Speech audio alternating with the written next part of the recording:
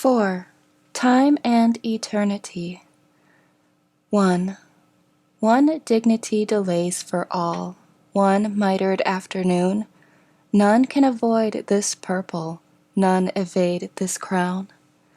Coach it ensures and footmen, chamber and state and throng, bells also in the village, as we ride grand along.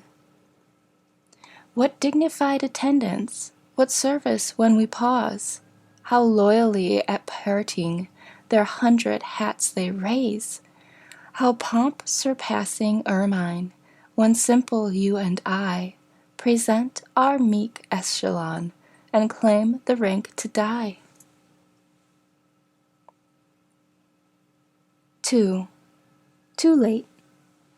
Delayed till she had ceased to know, delayed till in its vest of snow her loving bosom lay, an hour behind the fleeting breath, later by just an hour than death, O lagging yesterday. Could she have guessed that it would be, could but a crier of the glee have climbed the distant hill, had not the bliss so slow a pace, who knows but this surrendered face were undefeated still?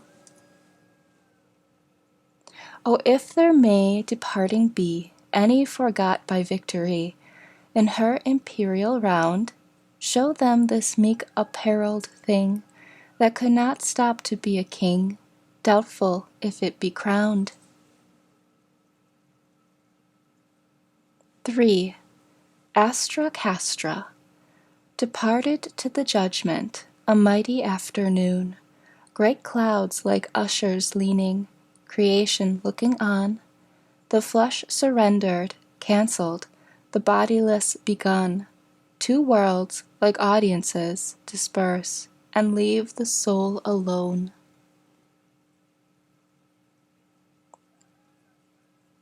4.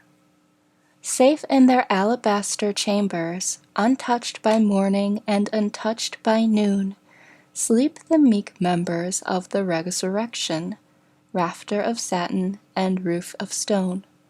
Light laughs the breeze in her castle of sunshine. Babbles the bee in a stolid ear, pipe the sweet birds in ignorant cadence. Ah, what sagacity perished here!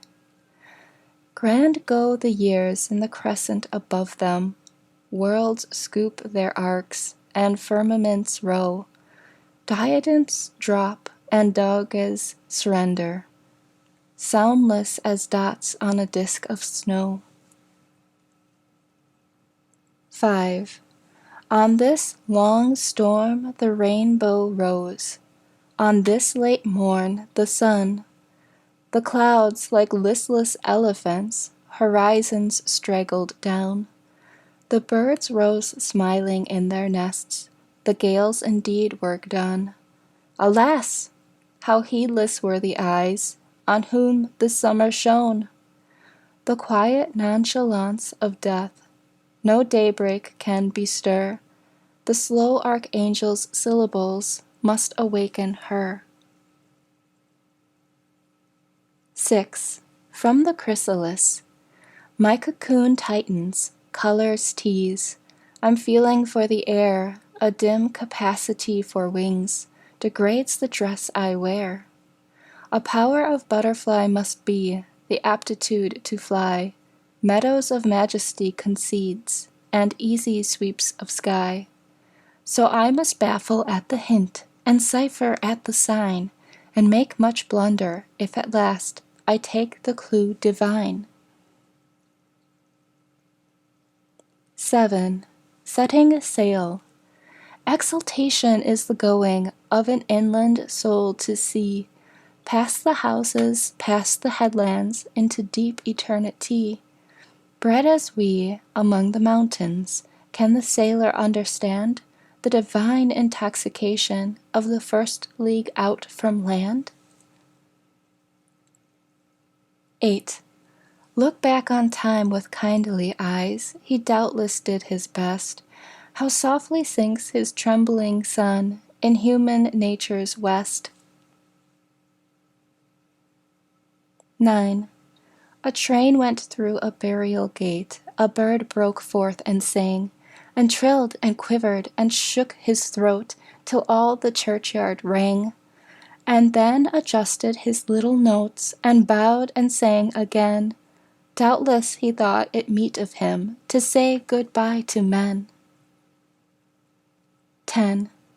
I died for beauty, but was scarce adjusted in the tomb, when one who died for truth was lain in an adjoining room. He questioned softly why I failed. For beauty, I replied, and I for truth, the two are one, we brethren are, he said. And so as kinsmen met at night, we talked between the rooms, until the moss had reached our lips and covered up our names. 11. Troubled about many things. How many times these low feet staggered, only the soldiered mouth can tell. Try, can you stir the awful rivet? Try, can you lift the hasps of steel?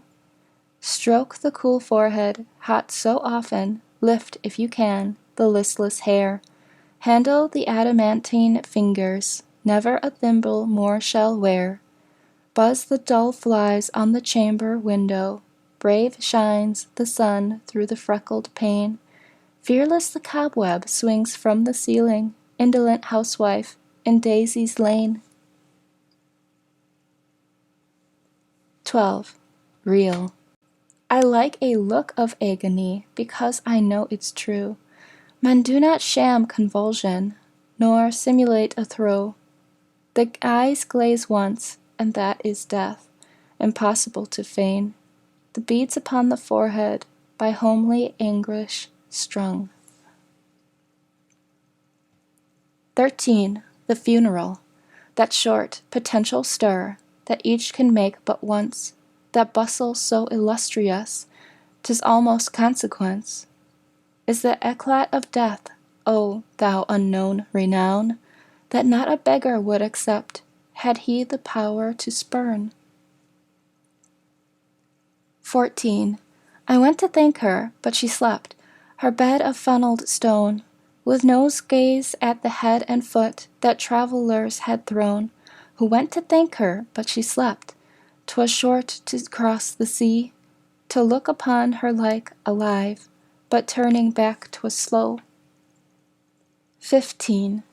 I've seen a dying eye run round and round a room, in search of something, as it seemed, then cloudier become, and then obscure with fog, and then be soldered down, without disclosing what it be, 'twere blessed to have seen. 16. Refuge. The clouds their backs together laid, the north begun to push, the forests galloped till they fell, the lightning skipped like mice, the thunder crumpled like a stuff. How good to be safe in tombs, where nature's temper cannot reach, nor vengeance ever comes. 17.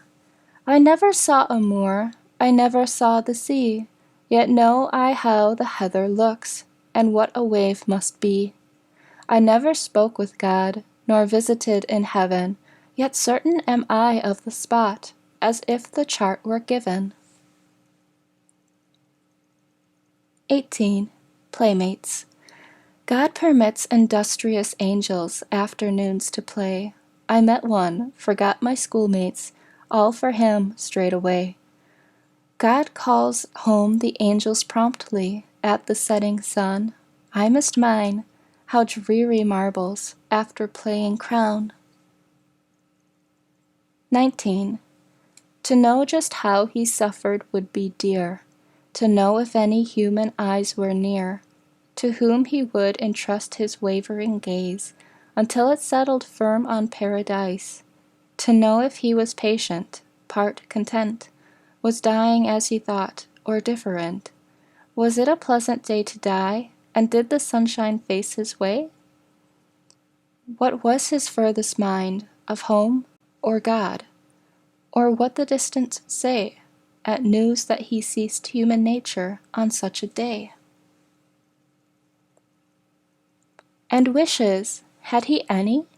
Just his sigh, accented, had been legible to me. And was he confident until, ill fluttered out an everlasting well? And if he spoke, what name was best? What first? What one broke off with at the drowsiest? Was he afraid or tranquil? Might he know how consciousness could grow? Till love that was, and love too blessed to be, meet, and the junction be eternity? 20. The last night that she lived, it was a common night. Except the dying, this to us made nature different. We noticed smallest things, things overlooked before, by this great light upon our minds, italicized as 'twere. That others could exist, while she must finish quiet. A jealousy for her arose, so nearly infinite. We waited while she passed, it was a narrow time. Too jostled were our souls to speak, at length the notice came. She mentioned and forgot, then lightly as a reed, bent to the water, shivered scarce, consented and was dead. And we placed the hair, and drew the head erect, and then an awful leisure was, our faith to regulate. 21. The first lesson. Not in this world to see his face sounds long, until I read the place where this is said to be, but just the primer to a life, unopened, rare, upon the shelf, clasped yet to him and me. And yet, my primer suits me so, I would not choose a book to know, than that, be sweeter wise, might some one else so learned be, and leave me just my ABC, himself could have the skies. 22. The bustle in a house, the morning after death, is solemnest of industries, enacted upon earth. The sweeping of the heart, and putting love away, we shall not want to use again until eternity. 23. I reason, earth is short, and anguish absolute, and many hurt, but what of that? I reason, we could die, the best vitality cannot excel decay, but what of that? I reason that in heaven, somehow, it will be even, some new equation given, but what of that? 24. Afraid? Of whom am I afraid? Not death, for who is he? The porter of my father's lodge as much abasheth me. Of life? 'Twere odd I fear a thing that comprehendeth me in one or more existences, as deities decree. Of resurrection? Is the East afraid to trust the morn with her fastidious forehead? As soon impeach my crown.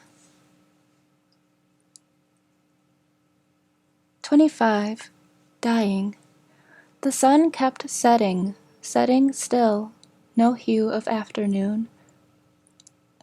Upon the village I perceived, from house to house, 'twas noon.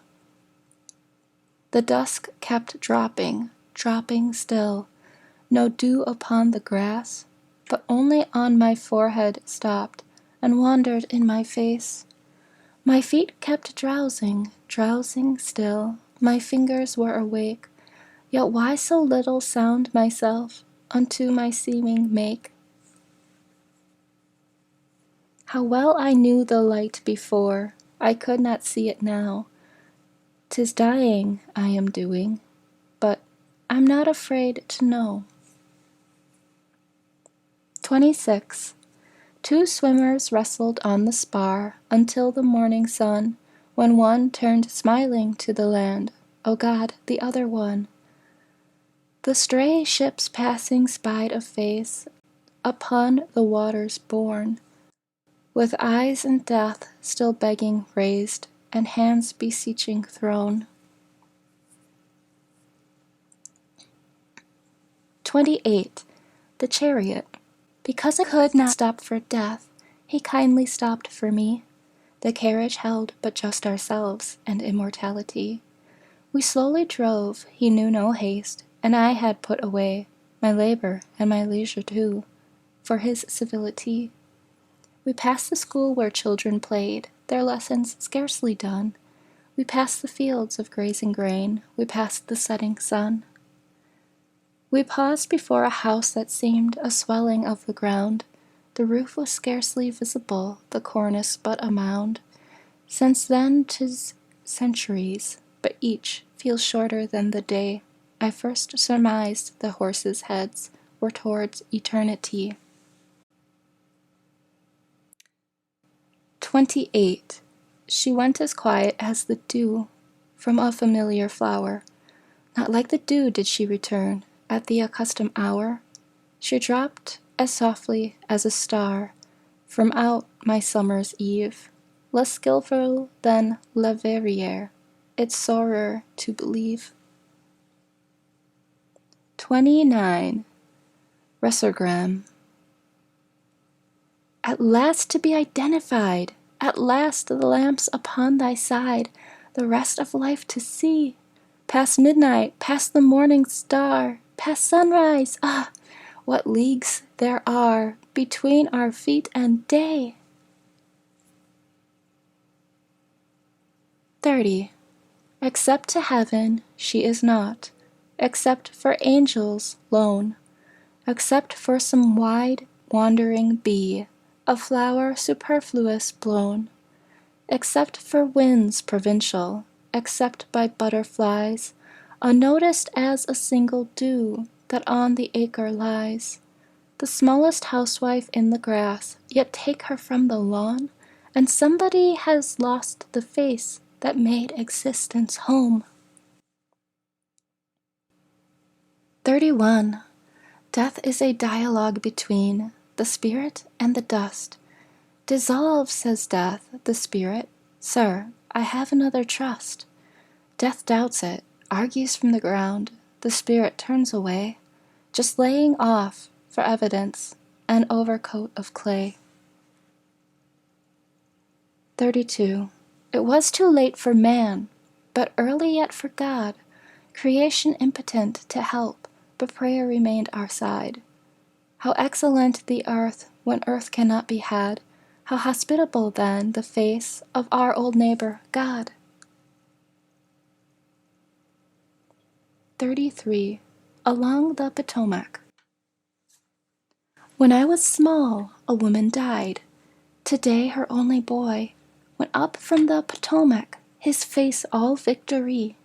To look at her, how slowly the seasons must have turned, till bullet clipped an angle, and he passed quickly round. If pride shall be in paradise, I never can decide. Of their imperial conduct no person testified. But proud in apparition, that woman and her boy pass back and forth before my brain, as ever in the sky. 34. The daisy follows soft the sun, and when his golden walk is done, sits shyly at his feet. He, waking, finds the flower near. Wherefore, marauder, art thou here? Because, sir, love is sweet. We are the flower, thou the sun. Forgive us, if as days decline, we nearer steal to thee, enamored of the parting west, the peace, the flight, the amethyst, night's possibility. 35. Emancipation. No rack can torture me, my soul's at liberty. Behind this mortal bone there knits a bolder one. You cannot prick with saw, nor rend with scimitar. Two bodies therefore be, bind one, and one will flee. The eagle of his nest no easier divest, and gain the sky than mayest thou, except thyself may be thine enemy. Captivity is consciousness, so liberty. 36. Lost. I lost a world the other day. Has anybody found? You'll know it by the row of stars around its forehead bound. A rich man might not notice it, yet to my frugal eye, of more esteem than ducats. Oh, find it, sir, for me. 37. If I shouldn't be alive when the robins come, give the one in red cravat a memorial crumb. If I couldn't thank you, being just asleep, you will know I'm trying with my granite lip. 38. Sleep is supposed to be, by souls of sanity, the shutting of the eye. Sleep is the station grand, down which on either hand the hosts of witness stand. Morn is supposed to be, by people of degree, the breaking of the day. Morning has not occurred, that shall aurora be, east of eternity. One with the banner gay, one in the red array, that is the break of day. 39. I shall know why when time is over, and I have ceased to wonder why. Christ will explain each separate anguish in the fair schoolroom of the sky. He will tell me that Peter promised, and I, for wonder at his woe, I shall forget the drop of anguish that scalds me now, that scalds me now.